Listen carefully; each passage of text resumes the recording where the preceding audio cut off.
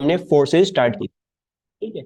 तो एक चीज जो इसमें से हमने फर्स्ट लॉ ऑफ मोशन, जो फर्स्ट लॉ ऑफ न्यूटन है, वो तो आई थिंक सबको अच्छे हद तक क्लियर होता है, ठीक है, क्योंकि वो उसमें कुछ ऐसा डिफरेंस नहीं है, वही ओ लेवल वाली ही चीज है। एक न्यूटन थर्ड लॉ है, ठीक है, जिसपे मैं आज और लेंदी डिस्कशन नहीं करूंगा, कल हमने बहुत सी डिस्कशन कर ली थी इस पे। न्यूटन सेकंड लॉ को जरा एक दफा रिव्यू कर लेते हैं, क्योंकि इस लिहाज से हमें भी क्वेश्चंस करने हैं। So as I was discussing भाई, फोर्स हमने बोला रेट चेंज ऑफ मोमेंटम, ठीक है। तो जब भी आपका फॉर्मूला ऐसा होता है, इस चीज को वाई एक्सिस पे, इस चीज को एक्स एक्सिस पे, तो ग्रेडियंट क्या हो जाएगा, वो फोर्स हो जाएगा, ठीक है। और हमने जैसे काइनेमैटिक्स में देखा था, एक्सीलरेशन के साथ भी ये था, वेलोसिटी के साथ भी ये था, तो ये चीजें आपने याद रखनी है। और जो भी रेट वाली डेफिनेशन है, जब मैं बोलूंगा रेट वाली definition, first thing that should click into your mind is, अगर ग्राफ बना दूं और ग्रेडियंट निकाल दूं तो याद चाहिए, ठीक है। बाकी अगर इसको डिफरेंट पर्सपेक्टिव से देखोगे, सो फोर्स को अगर टाइम से मल्टीप्लाई कर दूं तो चेंज इन मोमेंटम आ जाएगा। सो देयरफॉर फोर्स टाइम का एरिया इन द ग्राफ क्या हो जाएगा, वो चेंज इन मोमेंटम हो जाएगा, ठीक है। असल फॉर्मूला फोर्स का ये है, rate of change of momentum. Special case में जब आपके पास मास कांस्टेंट होता है, तब वो F इक्वल्स टू ma बन जाता है। और जब आपके पास वेलोसिटी कांस्टेंट होती है, वो v dm बाई dt बन जाता है। ये हम अपने एंड ऑफ चैप्टर फोर्सेस में देखेंगे, इस फॉर्मूला का असल यूज क्या है, कौन सा टॉपिक है जो मतलब जिसमें डेफिनेटली आता है, ठीक है। तो अभी तक हमारी जो है ये डिस्कशन थी, let's start doing some questions. And to start off, चलो नहीं ये वाला नहीं, ये वाला question, the resultant force acting on an object is slowly increase, ठीक है। रिजल्टेंट फोर्स जो एक्ट कर रही है वो आहिस्ता आहिस्ता से इंक्रीज कर रहे हैं ये लोग, ठीक है। Which graph could show the variation with time T of the momentum P of the object. Force के बारे में बोला है स्लोली इंक्रीज कर रहा है, और मोमेंटम टाइम ग्राफ पूछ रहे हैं कैसा होना चाहिए। Force is dp by dt, तो फिर फोर्स क्या हुई, फोर्स इज द ग्रेडियंट, ठीक है, हमने अभी डिस्कस किया। फोर्स जो है वो rate of change of momentum है, ठीक है, dp बाई dt है, यानी इसको y पे इसको x पे, तो फोर्स ग्रेडियंट आ जाएगा, ठीक है। अच्छा, अगर ऐसी बात है तो हमने बेसिकली ये बोल रहे हैं कि अगर force is slowly being increase, तो कैन आई से मोमेंटम टाइम ग्राफ का ग्रेडियंट इंक्रीज कर रहा है, ये बोलना चाह रहे हैं, राइट। तो अब हमें बेसिकली हर ग्राफ में से ये देखना है कि किस ग्राफ में ग्रेडियंट इंक्रीज हो रहा है, ठीक है। So which graph do you think is showing an increasing gradient? You draw a tangent, ठीक है। तो कभी भी हम ग्रेडियंट का टेंजेंट बनाए बगैर हम अंदाजा नहीं लगाएंगे, ठीक है। तो जैसे मीर ने बोला ए, तो ए में ग्रेडियंट इज गेटिंग लेस, ठीक है, the gradient is getting less. अच्छा, then I got D, D में the gradient is not changing, gradient is a constant, so D is not an option, ठीक है। सो हमारे पास ये भी गलत और ये भी गलत। मीरजैन बोल रहे हैं बी, और आपके बी बोल रहे हैं, दोनों ठीक बोल रहे हैं। जीरो से स्टार्ट हुआ था ग्रेडियंट, राइट, लेकिन फिर इंक्रीज कर रहा है, लाइन इज गेटिंग स्टीपर। हाँ, नेगेटिव ग्रेडियंट है, लेकिन वेक्टर्स में नेगेटिव का क्या मतलब है, डायरेक्शन ऑपोजिट टू कन्वेंशन, खत्म कहानी। तो नेगेटिव तो है, उसका मतलब ये नहीं है this is a decreasing gradient. Vectors में नेगेटिव का मतलब कुछ और ही सेंस में है, उसका मतलब इंक्रीजिंग डिक्रीजिंग नहीं है ना। और सी को भी देख लेते हैं, कंफर्म कर लेते हैं भाई, सी पहले ज्यादा ग्रेडियंट था, फिर डिक्रीज करता गया, राइट। सो अब हमने क्योंकि ये एमसीक्यू डिस्कस कर लिया है, सो आई फील लाइक इस एमसीक्यू में कोई मुश्किल नहीं होनी चाहिए, नजर आ रहा है ना। तो a constant resultant force acts on an object, constant है resultant force, acts on the object in the direction of the object's velocity, which graph shows the variation with time t of the momentum p of the object. तो resultant force constant है, तो इससे क्या मतलब हो momentum time में, तो momentum time में कांस्टेंट क्या चीज होगी, वही सवाल है ना पिछले वाला, मोमेंटम टाइम में ग्रेडियंट क्या था, फोर्स था। तो if the force is constant, then the gradient must also be constant. So they are basically telling you the resultant force is constant. So this is constant. Sorry. अच्छा जी, अच्छा now अगर आप देखोगे तो आपको नजर आ रहा है सी भी स्ट्रेट लाइन है, डी भी स्ट्रेट लाइन है, दोनों ही कांस्टेंट फोर्स दिखा रहे हैं, ठीक है। ए और बी तो हमें नजर आ रहे हैं कि कांस्टेंट फोर्स नहीं है, टेंजेंट्स बनाओगे तो टेंजेंट्स आर चेंजिंग। अच्छा, अब इसमें देखोगे कि इन्होंने इसमें स्पेसिफाई किया हुआ है भाई, इन the direction of the object's velocity, सही है, ये बोल रहे हैं आपको इन the direction of the object's velocity. तो अगर मैं सपोज करता हूं ऑब्जेक्ट की वेलोसिटी ऐसी थी, तो उसका मोमेंटम भी ऑटोमेटिकली ऐसा ही होगा, because momentum was mv, right, mass into velocity. फिर ये बोलते हैं फोर्स भी उसी डायरेक्शन में है, तो यानी इसका मतलब क्या हुआ, फोर्स भी इसी तरह ही है ना। अगर आप कन्वेंशन बनाओगे, अगर आप राइटवर्ड इज पॉजिटिव कहते तो तमाम चीजें पॉजिटिव आनी चाहिए थी, लेकिन फॉर एग्जाम्पल अगर आप राइट वर्ड पॉजिटिव, आप लेफ्ट वर्ड पॉजिटिव कहते हैं, तो तमाम चीजें क्या आनी चाहिए, तमाम चीजें नेगेटिव आनी चाहिए, लेकिन सबका क्या आना चाहिए था, सेम साइन आना चाहिए था, everything should have been the same sign. ठीक है, तो I am going to put this in actually. अब देखोगे कि इसमें मोमेंटम पॉजिटिव आ रहा है, राइट, मोमेंटम की एक्चुअल वैल्यूज पॉजिटिव है, लेकिन ग्रेडियंट क्या है, नेगेटिव है। So this is the wrong option. ये वाला ग्राफ सही है, because the gradient is positive and momentum की वैल्यूज भी पॉजिटिव है। तो हो सकता है नेगेटिव में बनाया हुआ तो मोमेंटम ग्राफ, लेकिन फिर ग्रेडियंट भी नेगेटिव दिखाते। ठीक है, सबको बात समझ में आ रही है, कोई कंफ्यूजन तो नहीं? And very good Aqib for giving the correct answer. अच्छा, स्क्रीनशॉट्स का जो है वो आज अच्छे वाले स्क्रीनशॉट डालने का टाइम नहीं मिला, तो अभी के लिए बाद में इनको स्विच आउट कर दूंगा। अ golf ball is hit by a club. ठीक है, एक गोल्फ बॉल पड़ी थी, उसको हमने क्लब से मारा। The graph shows the variation with time of the force exerted on the ball by the club. ठीक है, तो बॉल पे जो फोर्स लग रही थी उसका ग्राफ ऐसा दिखा है। विच quantity for the time of contact can not be found from the graph. तो इन चारों में से कौन सी ऐसी है जो इस ग्राफ से नहीं निकाली जा सकती, तो बारी बारी देख लेते। Can I work out the average force acting on the ball इस ग्राफ से? यस, बिकॉज हमें सारी फोर्सेस दी है, हर पॉइंट पे फोर्स निकाल लो, एवरेज आउट कर दो, right. So we can find out the average force exerted on the ball. अच्छा जी, so the change in momentum of the ball, change in momentum means and कहते हैं, निकाल सकते हैं, क्यों, बिकॉज फोर्स टाइम ग्राफ का एरिया ग्राफ क्या था, वो चेंज इन मोमेंटम था, right. So yes, we can work out the momentum as well. So ये आ गया आपके पास। अच्छा, the contact time between the ball and the club, can I work out the कितने टाइम के लिए कॉन्टैक्ट थी दोनों में?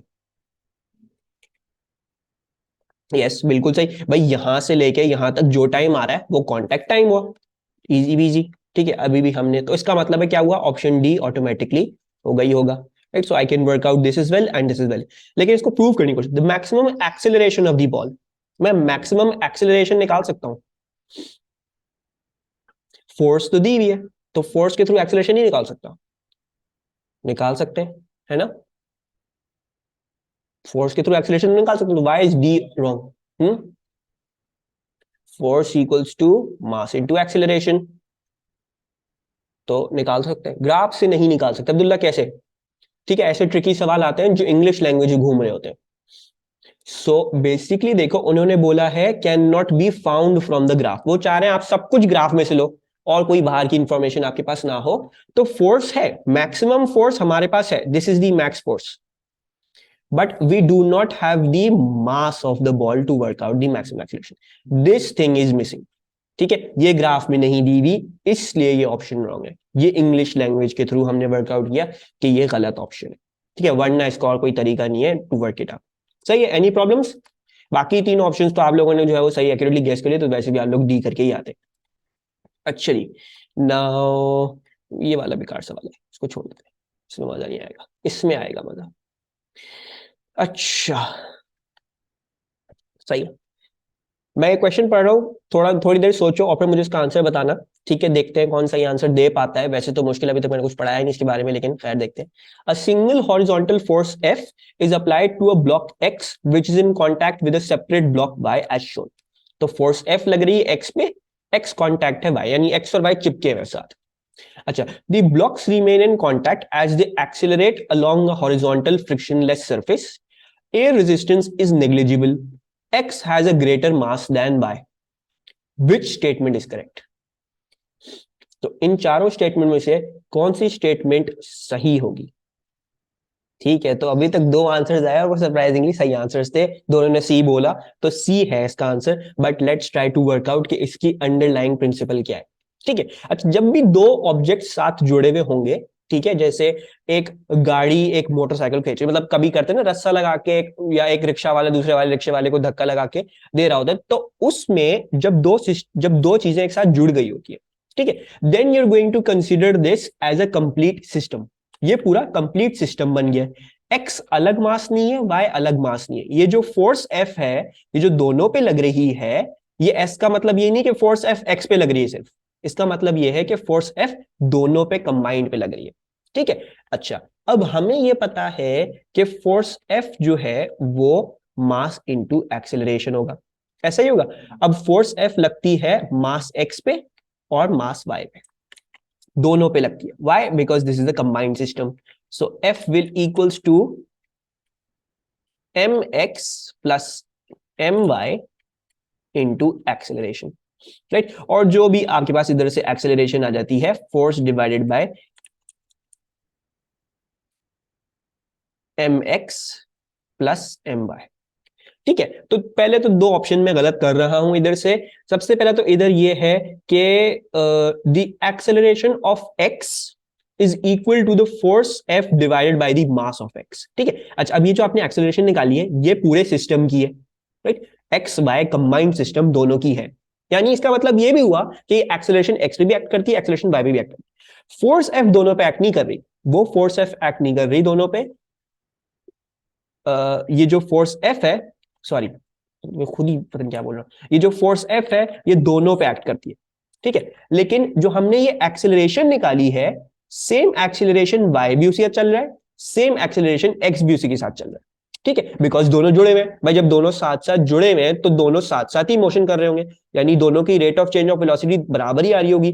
तो ये जो एक्सेलरेशन है ये एक्स की भी वही है, ये एक्सेलरेशन वाई की भी वही है, लेकिन फोर्स एक्स पे वो नहीं है और फोर्स वाई पे ये वाली फोर्स एफ नहीं है, कुछ और फोर्स है दोनों पे। दोनों पे कंबाइन देखोगे तो फोर्स एफ है। ठीक है। तो the acceleration of X is equal to the force F divided by the mass of X. हमने ये देख लिया, नहीं भाई एक्सेलरेशन जो है वो ये आ रही है, force F divide by mass of X plus mass of Y. सही है। अच्छा, फिर दूसरी चीज, the force, I don't understand. अच्छा, मैं समझाता हूं इसको दोबारा। चलो लास्ट पॉइंट को देखते हैं, बहुत ज्यादा आसान है कैंसिल आउट करना, फिर मैं समझाता हूं दोबारा। The force that X exert on Y is less than the force that Y exerts on x.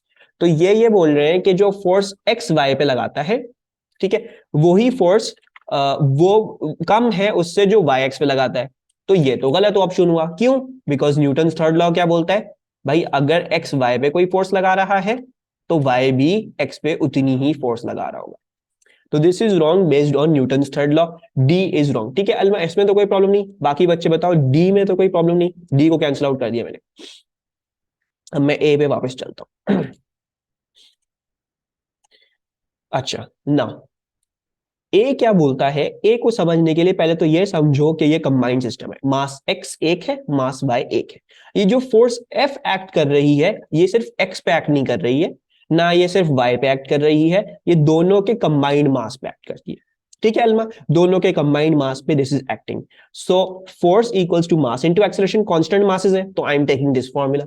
Then M X plus M Y, क्योंकि ये वाली जो फोर्स है ये दोनों पे एक्ट कर रही है, दोनों का मास लेना पड़ेगा।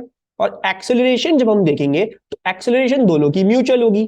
क्यों म्यूचुअल होगी? वाई की भी एक्सेलरेशन वही आएगी जो ये आ रही है, और एक्स की भी एक्सेलरेशन वही आएगी जो ये आ रही है। क्यों? बिकॉज देखो दोनों जुड़े हुए हैं, जब दोनों जुड़े हुए हैं तो दोनों को साथ साथ ही चलना है, जब दोनों को साथ साथ चलना है तो दोनों की rate of change of velocity must be same. When it is same so there acceleration must also be same. But this does not mean कि फोर्स भी सेम है।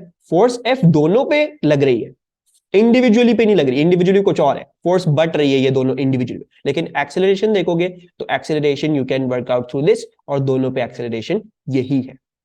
सही है अलमा? ओके। अब हमने ए भी गलत कर दिया और डी भी गलत कर दिया, ए हमने अभी प्रूव कर दिया गलत है। Now the force that X exerts on Y is equal to F. ठीक है, ये बोलते हैं फोर्स जो एक्स वाई पे लगाता है वो इक्वल टू एफ होगा। ठीक है, वो क्यों ये नहीं हो सकता? अगर मैं फोर्स ऑन वाई निकालने की कोशिश करूं, अगर मैं जो फोर्स वाई पे लग रही है वो निकालने की कोशिश, मुझे एक्सेलरेशन पता है वाई की, वो तो ये आ रही है। So that is F divided by M X plus M Y, ये एक्सेलरेशन है, और इनटू उसका मास तो एम वाई। तो जो फोर्स वाई पे लग रही है वो ये आ रही है, acceleration into mass. I have used the same formula. Acceleration क्या थी? वाई की भी एक्सेलरेशन वो, एक्स की भी एक्सेलरेशन वो। लेकिन वाई पे अगर सिर्फ फोर्स निकालना चाह रहा हूं तो acceleration into the mass of Y, तो आपके पास फोर्स ऑन वाई ये आ गई है।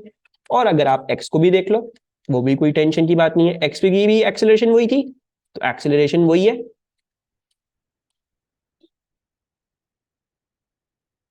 और मास जो है वो एक्स का आ रहा है, दैट्स दी ओनली डिफरेंस।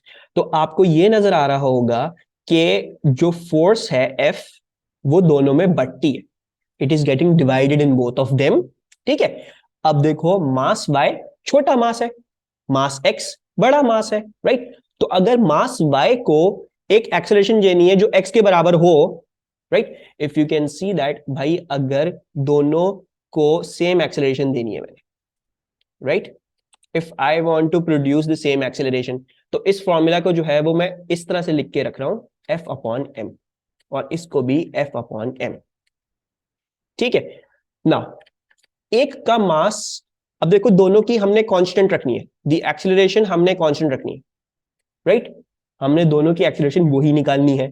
और हमें फॉर अ सर्टेन फैक्ट पता है कि भाई जो मास y है वो छोटा है और मास x जो है वो बड़ा है। ठीक है, तो ऑटोमेटिकली देखो जो x पे f आना चाहिए वो क्या आना चाहिए, वो आना चाहिए है बड़ा, बड़ा बड़ा कैंसिल आउट हो जाएगा ऊपर नीचे, और जो फोर्स y पे आनी चाहिए वो छोटी आनी चाहिए ऊपर नीचे, ताकि ये कैंसिल आउट हो, ताकि आपका इवेंचुअली कांस्टेंट एक्सेलरेशन आए।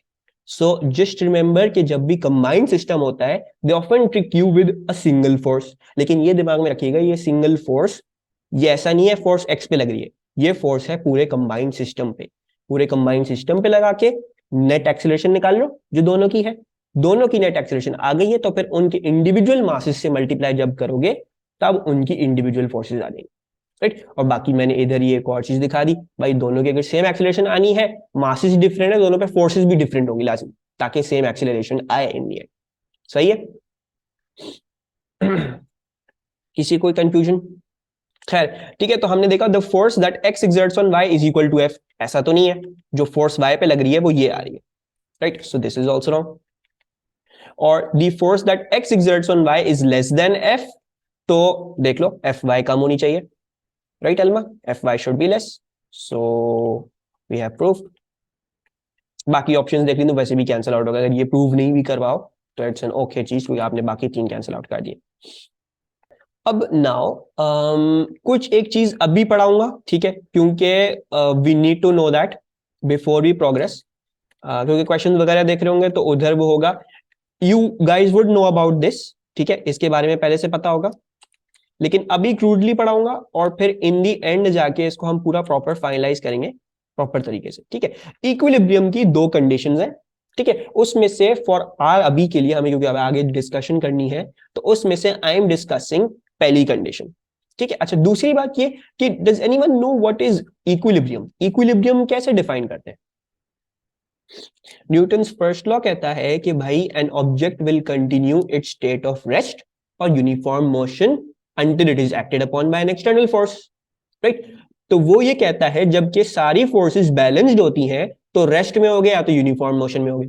तो इक्विलिब्रियम यही चीज है, इक्विलिब्रियम की दो कंडीशंस हैं, लेकिन इक्विलिब्रियम को आइडेंटिफाई करने का तरीका ये है कि ऑब्जेक्ट इज एट रेस्ट और moving with uniform velocity.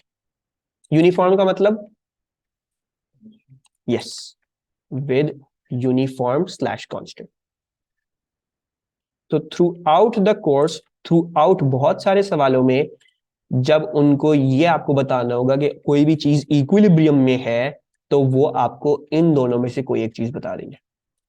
They will never tell you net force zero है ना, वो ये बताएंगे कि आपको अगर पता होगा दूसरी कंडीशन नेट मोमेंट जीरो है, वो आपको ये इंफॉर्मेशन बताएंगे कि या तो ये बताएंगे कि रेस्ट पे है, या तो वो ऐसी चीज होगी खुद नजर आ रहा होगा रेस्ट पे है, या तो वो ये बता देंगे कि यूनिफॉर्म या कांस्टेंट फोर्स पे जा, कांस्टेंट वेलोसिटी, ये क्या लिख रहा हूं मैं, कांस्टेंट वेलोसिटी। ठीक है, सो इसको अपने दिमाग में रखिएगा। बहुत सारे बच्चों को ये बात क्लिक नहीं कर रही होती है कि कांस्टेंट वेलोसिटी का मतलब इक्विलिब्रियम है, राइट। वो कह रहे हैं जब कोई ऑब्जेक्ट मूव कर रहा है तो वो कैसे मूव कर सकता है, फोर्स ही नहीं है उस पर, राइट, कैसे मूव कर सकता है? वो वैसे ही मूव कर सकता है बिकॉज जब एक्सेलरेशन जीरो थी तो हमने देखा है ना कि यू कैन, योर वेलोसिटी अगर पहले से किसी वैल्यू पे थी तो वो चेंज ही नहीं करेगी, वो कांस्टेंट आती है, राइट। तो एक ऑब्जेक्ट जिसपे एक्सेलरेशन जीरो होती है, यानी इस पे फोर्स जीरो होती है, that can move with a constant velocity. ठीक है, तो this is the two main things to identify equilibrium. क्या चीज? जीरो वेलोसिटी या कांस्टेंट वेलोसिटी। बात यही है कि कांस्टेंट वेलोसिटी, जीरो भी एक कांस्टेंट ही है। ठीक है, तो इसको अपने दिमाग में रखिएगा, and you will identify equilibrium always with these pieces of information. अच्छा, दूसरी बात ये कि the first condition of equilibrium, equilibrium कैसे होता है, your net force must be equal to zero. Your net force must be equal to zero. अच्छा, now इसको थोड़ा सा जो है वो हम थोड़ा सा और एक्सप्लेन करें। अच्छा, what do I mean by net force? You can use net force in two meanings. ठीक है, हमने अभी तक प्रोजेक्टाइल मोशन किया था, तो you saw that there was an X direction and a Y direction. Forces भी इसी तरह से होंगी, एक प्लेन में नहीं होती, मतलब सिर्फ एक्स में नहीं चल रही या सिर्फ वाई में नहीं, हो सकता है दोनों में हो। ठीक है, तो you can use a vertical equilibrium. आप ये भी कह सकते हो कि net force in the vertical direction must be zero, और आप ये भी कह सकते हो कि net force in the horizontal direction must be zero. जब नेट फोर्स जीरो है तो यानी इसका मतलब ये एक्स वाली डायरेक्शन में भी जीरो है, वाई वाली डायरेक्शन में भी जीरो है, किसी भी डायरेक्शन में कोई नेट फोर्स नहीं आ रही होगी। ठीक है, तो सिर्फ इस बात को लेके चलना is not the main thing. इन दो बातों से बहुत दफा हेल्प होगी भाई। कभी कभार वाई वाली डायरेक्शन सॉल्व नहीं हो रही, उसमें वर्टिकल में कुछ इंफॉर्मेशन मिसिंग है, तो एक्स वाली कंडीशन लगा के, एक्स वाली डायरेक्शन लगा के आप वाई में उठा के डाल लिया करो एक्स इंफॉर्मेशन। ठीक है, ये हम देखेंगे as through with the course progresses. But एक छोटा सा मैं जो हूं वो पॉइंटर और एक्सप्लेन कर देता हूं कि फॉर एग्जाम्पल हमने कल ही आई गेस किया था, I am going to take a very simple case. ठीक है, वेरी सिंपल केस कि एक ब्लॉक जो है वो पड़ा हुआ है जमीन पे। ठीक है, and it is at rest. ये रेस्ट पे है, तो रेस्ट पे क्यों है? क्योंकि आप लोगों को अभी पता होगा that there must be a weight. कल हमारी डिस्कशन हुई थी तो सब लोगों ने सही जवाब दिया, there must be a weight and there must be a normal contact force. ठीक है, तो whenever ever ever you want to identify के अगर इक्विलिब्रियम में कोई ना कोई चीज है, तो देखोगे हमेशा अगर एक डायरेक्शन में फोर्स है तो दूसरे डायरेक्शन में लाजमी फोर्स होगी टू कैंसिल इट आउट। ठीक है, तो when ever you have equilibrium, दूसरा तरीका इसको देखने के लिए क्या है कि if you have force in one direction,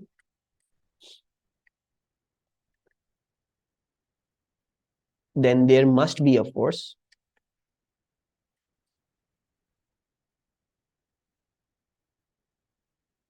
in the other direction as well.